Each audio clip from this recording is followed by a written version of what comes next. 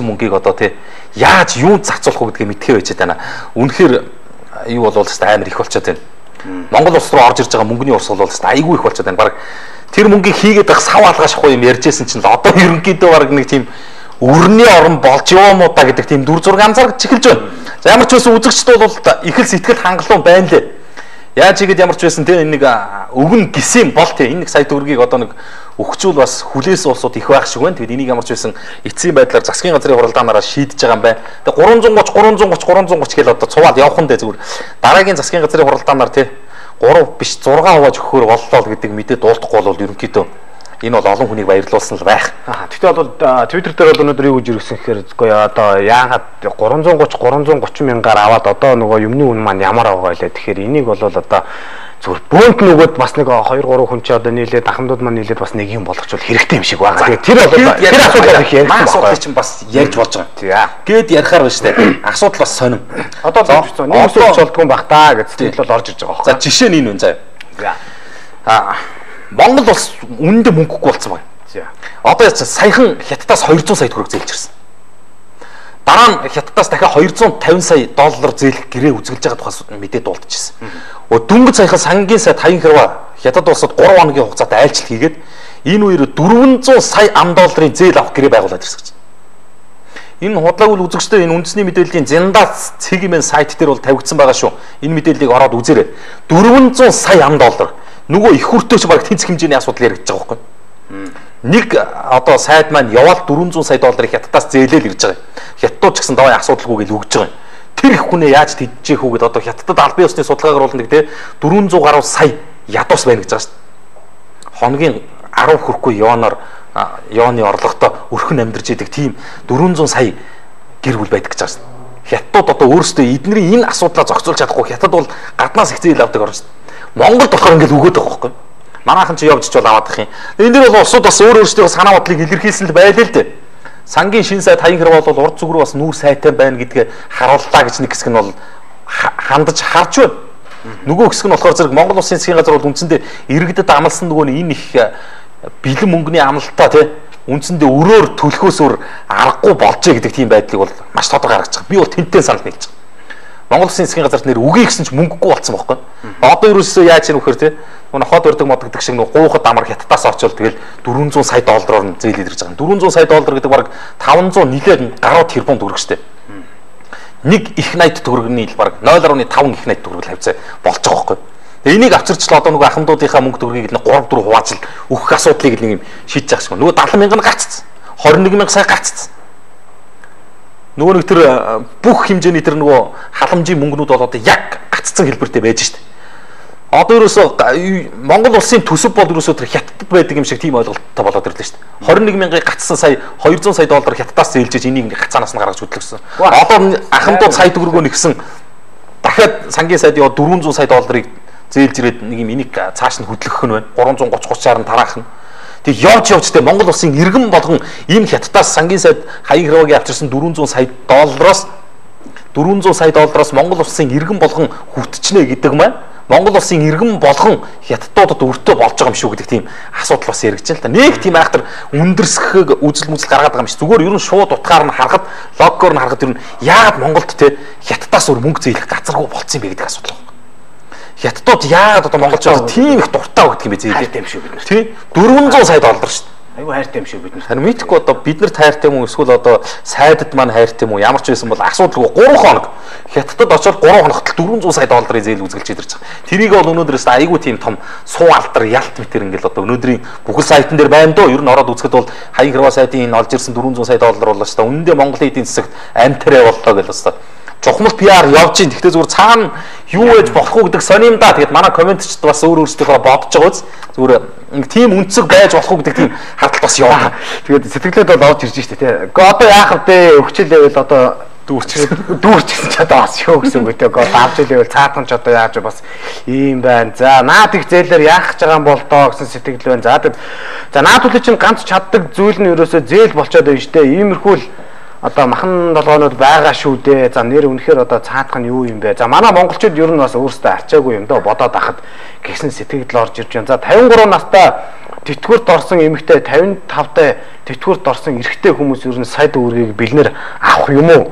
Тэ энийг одоо 57 настай одоо нөгөө өөрхий насаа асуугаад ирж байна л да. Үг нь ихээр тэгээд ахам тэгээд өхөөлгүй дээ одоо бас насны ингээл заачих юм бол 40-оос дээш мэж 50 зүгээр юм болоо. Бидний монголчуудын амьдрал ямар байна гэдгийг л харуулж байна л да. Түүнээс уг нь иргэд болвол тэ энэ нэг хятадаас зээлж ирсэн мөнгийг бол болж өгөнгөө л амгүй л байна. Тэгэхдээ өнөөдрийн нийгэм эдийн засгийн байдал бол авахаас өөр ямар жаргалгүй шүү дээ. Өчнөө өрх гэрүүд те хоосоо онж шүү дээ. Өнөөдөр махаа худалдаж авч чадхаа байсан, гурилаа худалдаж авч чадхаа байсан те. Сүүтэй цай бараг хизээ хамгийн сүүл дууснаа магтцсан ийм айлууд бол Монголд одоо мянгараа байна шүү дээ. Ийм усууд одоо авъя гэж одоо тэмцгээс яах юм бэ те.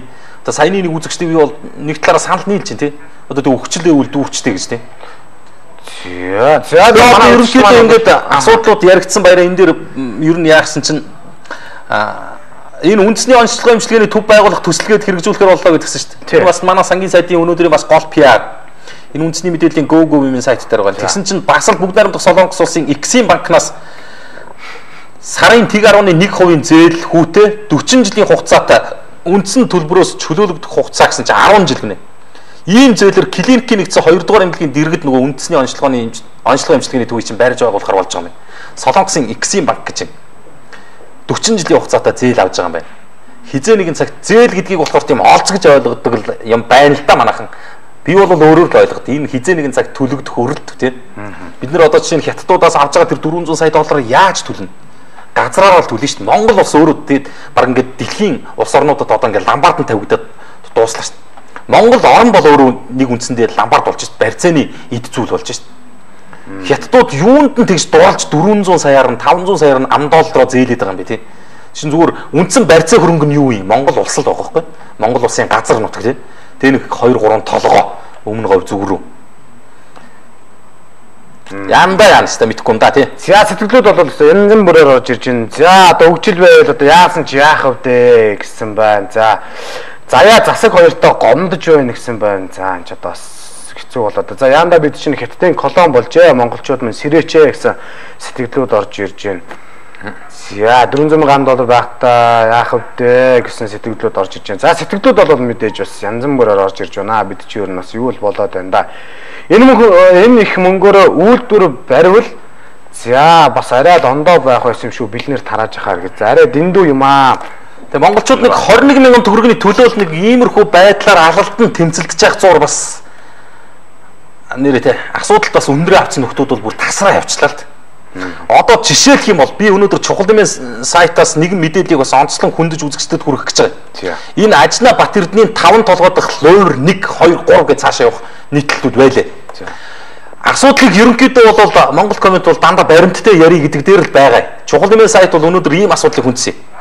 5 толгой төрийн эзэмшлийн ямар хувь байгаа юм бэ гэж 5 толгойд жижиг 5 толгойд одоо жишээ нь төр ямар хувь эзэмшиж байгаа юм бэ гэдэг асуудлыг чухал нэмийн сайт өнөөдөр хүндэж тавьсан байхгүй. Ерөнхийдөө яастгүй гэхээр зэрэг Ажна Бат Эрдэнэ гэдэг нэг ганцхан хүний амин хувийн хэрэгцээнд нэг хэсэг нь албан одоо төрийн шугамар нь нэг хэсэг нь одоо энэ чинь нэг 51 49 гэсэн харьцаа байгаа шүү дээ 5 толгойд тий 51 нь бол одоо төрийн мэдлийн одоо эзэмшил 49 нь бол одоо аж ахуй нэгжүүлэх гэдэг ингээд баг 5 толгой гэж ингээд хуваацсан байгаа байхгүй. Тэгсэн дамаараа явж байгаа ерөнхийдөө Ажна Бат Эрдэнэ гэдэг энэ ганц хүн дээр л холбогдож байна. Тэгээ асуудал юу юм гэхээр зэрэг энэ байна. За энэ үгүй. За үзэгч таах энийг л одоо манай наркос гайгүй татаа үзүүлэр ихөө харагдах боломжоор нь үзэгчтэй үзүүл юм. Энэ юм байна.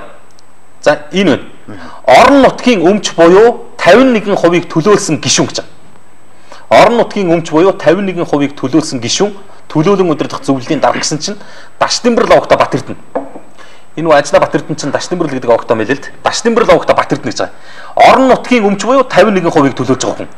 За юу гэхээр зэрэг албан тушаалд нь аймгийн засаг даргын орон тооны бус зөвлөлт 5 толгой хувьцаат компани бусад буюу 49% хувьцааны 676%-ийг эзэмших гэж энэ төр ингээ байж. За ингээд яадгүй хэр эндээс юу хэлэх гээд байгаа юм гэхээр за орон нутгийн өмч буюу нөгөө төрийн мэдлийн 51% ч юм бол за нөгөө Ажна Бат Эрдэнэ дээр байд юм байна. Тэгэхээр чи үлдсэн 49% нь бас нэг хин нэг нь байх ёстой шүү дээ энэ чинь. Монголын ард түмэнд байх ёстой шүү дээ. Тэгсэн үлдсэн 49% нь энэ үеч юм. Нөө бусад буюу 49%-ийг төлөөлсөн гишүүн гэж байгаа. Бусад буюу 49%-ийг нөө үлдэж байгаа 49%-ийг төлөөж байгаа гишүүд нь энэ үеч. 4 хүн байна. За нэг нь болохоор дархиж явахдаа Гамболд, Даш зүг явахдаа Давгдорж, Сэмбэж явахдаа Мөнх Жаргал, Очир явахдаа Оюнбат гэж байгаа. За энэ яадаг хүмүүсийн гэсэн чинь за эхний энэ дархиж явахдаа Гамболд гэсэн чинь 5-7 хувьцаат компани босод буюу 49% хувьцааны 146%-ийг эзэмшигч Ажна корпорац хувьцаат компани гүйцэтгэх захирал. Гэхдээ Ажна корпорац гэдэг чинь хийний корпорац юм бэ? Тэгэхээр нөгөө үндсэн 51%-ийг эзэмшиж байгаа нөхрий чинь л одоо хувийн компани шүү дээ. Ажна корпорац гэдэг чинь. За дараа нь энэ Давгдорж гэж. Энэ бас нөгөө говьуурал компани үүсгэн байгуулагч гэж байгаа. 5-7 транс компани гүйцэтгэх захирал. 5-7 транс нь хийнийх юм? Бас Ажна Батэрдээ. Тэгээд дараа нь энэ Сэмбэж явахдаа Мөнх Жаргал гэж. 5-7 хувьцаат компани босод 49% хувьцааны 784%-ийг эзэмшигч Эрмэл компани гүйцэтгэх захирал. За энэ яг ингэж байгаа. Тэгсэн чинь дөрөвдөх нь болохоор энэ Оюнбат гэдэг бас энэ Эрмэл компани ажлын албаны дарга. Ингээд яасан нөхөр зэрэг нөө үндсэн 51 маань дээр энэ хараа орон нутгийн өмч буюу 51% маань яг аль бие усаар Ажна Батэрдний нэр дээр ингээ бүртгэгдэж хахад нөө үлдсэн 49% дам хэлбрээр яваад дахиад Ажна Батэрдний эзэмшилд очсон байна. Энэ үзэгч тав хүн бол маш тодорхой харж байгаа. 5-7 хувьцаат компани 49% хувьцааны 146%-ийг эзэмшигч Ажна корпорац ХХК-гийн гүйцэтгэх захирал Гамболдоо гэж байж байгаа. Үгүй энэ Ажна корпорац гэдэг чинь одоо тэгээд энэ юу гэсэн үг юм бэ? Бүтэн нэг толгойг ганцаараа эзэмшиж тийм компани юм уу? Завсар зайг үзүүлж байна. Одоо бид нар бол нэг л ийм асуудал дээр тулж ирж байгаа юм баяра. Яг нууц хүнний хэлэхэд би нэр Монголын ард түмэнд нэр одоо муу мэдээ дуулгамааргүй л юм. Гэхдээ нөгөө төрөөс өгөх гээд байгаа нэг 1072 хувьцаа ч юм уу 536 ширхэг хувьцаа ч юм уу тий аваад одоо тий ийд нэг 5-7-оос ашгаа хүртгэндээ гэдэг дээр нөөцөнд дууссан байх үедээ гэдэг айц. Энэ бол нэр тоглоом биш шүү. Энэ бол хүн болгонд яг төрж байгаа айц байхгүй юу?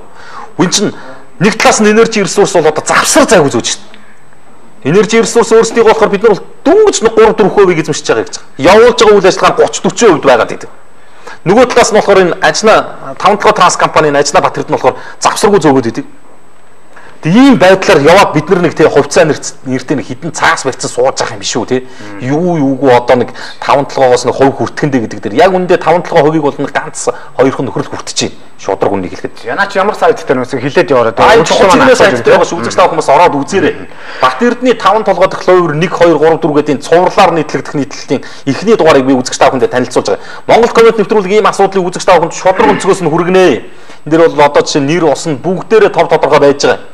За тэгээ та бүхэн бас ороод үзээрэй. Сэтгэлдүүд бол маш их орж ирж байна. Эрмэл компани ч бас Ажнагийнхаа гэсэн байна.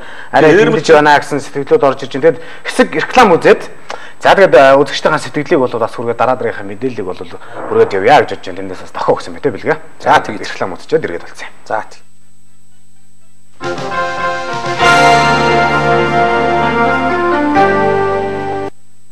Ирис телевиз үзүүлж амтрын зохион байгуулагч Бүхтэн ависыг дэмжигч Vitafood Group мултибрэнд. Ерөнхий ивент итгэгч Аз жаргалын ам Ice Mark. Гэгэн алсын одод 2012 Хүүхдийн урлагийн их наадмын 1-р шатны техникийн хурал 3-р сарын 29-ний 15 цаг Улсын филармоны заалан болтод оролцогчид болон эцэгчүүд та бүхнийг урьж байна. Гэгэн алсын одод 2012 Хүүхдийн урлагийн их наадам. Маспо сэтгүүл өнгө төргөө шинжилэн амтлаг шинэхэн коктейл сэтгүүлээ уушиг таны хавьд хүргэж байна. Нэг сэтгүүл худалдан авахд нэг сэтгүүл үнэгүй. Та сэтгүүлээ Ном Максын сүлжээ дэлгүүр, номын дэлгүүр, сонингийн цэгүүлээс худалдаж аваарай. Улаанбаатар Төгөөмөш удангаар захиалга авна. Утас 997510. Маспо сэтгүүлийн шин дугаар таны хавьд. I sit around in my pajamas, eating pear drops and stringing up conkers. And if I want to feel something, I stick pencils up my nose. I just want to change the world in whatever little way I can. River Garden Luxury Village. Монголын хамгийн том 2 тэрбум төгрөгийн чанарын сантай, бэлэгтэй, суглаатай худалдаа үргэлжилсэн. Та 30,000 төгрөг тутамдаа стикерээр худалсаар суглаа бас бэлгэн аваарай. Харин тэр бүмтэн суглаагаар 2012 оныг дуустал цаг бүр 30,000 төгрөгийн бараа авах бүр Sharp brand-ийн 32-инчийн LCD телевизор. 7 хоног бүр хөвсгөлтэй байж хоссорон аялах эрх. Сар бүр Chevrolet Aveo автомашин. Өдөр бүр Chevrolet Colorado автомашин. Хагас бүр өнөр батханд